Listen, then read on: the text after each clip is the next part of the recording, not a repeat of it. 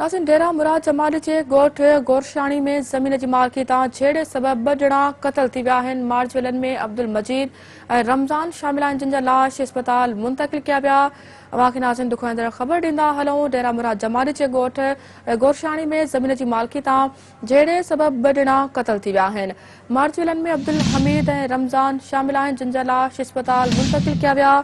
नाज़रीन अवां खे अपडेट कंदा वञूं पिया। डेरा मुराद जमाली जे ॻोठ गोरशाणी में ज़मीन जी मालिकी तां झेड़े सबब 2 ॼणा क़तल थी विया आहिनि। मार्च विलन में अब्दुल मजीद ऐं रमज़ान शामिल आहिनि, जिन जा लाश अस्पताल मुंतक़िल कया विया आहिनि।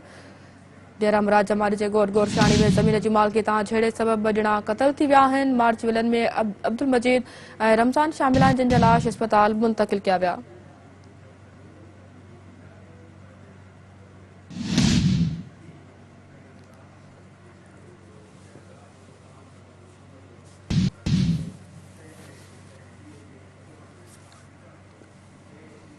डेरा मुराद जमाली जे ॻोठ गोरशाणी में ज़मीन जी मालिकी तां झेड़े सबब 2 ॼणा क़तल थी विया आहिनि।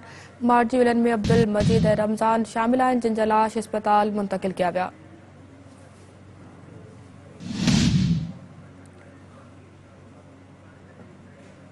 तफ़सील लाइ राब्तो कयो आहे सिंध न्यूज़ जे रिपोर्टर महबूब खोसो सां। महबूब, तफ़सील जे हवाले सां ज़मीन जी मालिकी तां झेड़े में 2 ॼणा क़तल थिया आहिनि।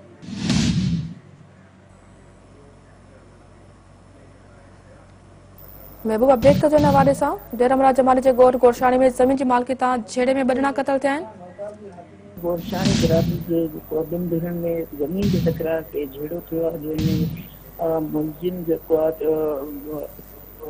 बरकत अली ऐं यार मोहम्मद साले सां जेको आहे पुलारींदा वार करे अब्दुल मजीद ऐं रमज़ान खे जेको आहे ज़ख़्मी हालत में जेको आहे पुलिस जेको आहे खणायो अस्पताल पुॼाइण। उते जेको आहे 2 जेके पहुची चुका आहिनि। मज़ीद जेको पुलिस तफ़सीस करे रही आहे। मुलज़िम मौके खां फरार थी चुका आहिनि। जी ठीकु आहे महबूब, वरी महिरबानी तफ़सील ॾियण जे लाइ।